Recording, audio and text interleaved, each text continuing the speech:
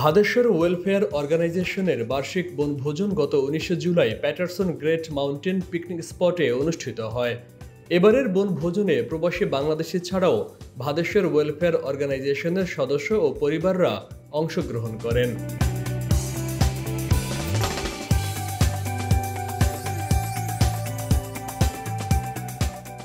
সকাল ১১টা থেকে সকালের নাস্তা ও বনভোজনের কার্যক্রম শুরু হয়। দুপুর ১টায় Paterson city mayor Andre Sayegh বনভোজন উদ্বোধন করেন।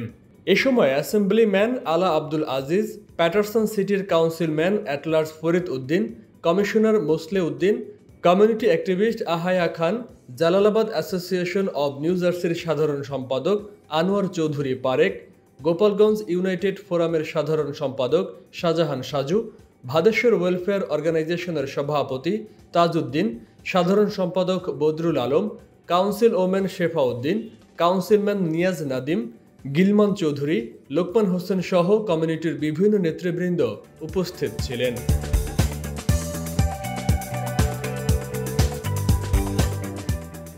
দুপুরে খাবার পরিবেশনের পাশাপাশি বিভিন্ন ধরনের খেলাধুলার আয়োজন ছিল চোখে পড়ার মতো।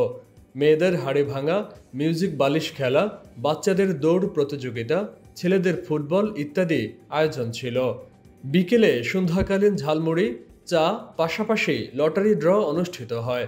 সভাপতি তাজউদ্দিন, সাধারণ সম্পাদক বদরুল আলম কমিটির সবাইকে ধন্যবাদ জ্ঞাপন করেন এবং আগামীতে আরও বড় আকারের বনভোজন আয়োজনের সহযোগিতা কামনা করেন।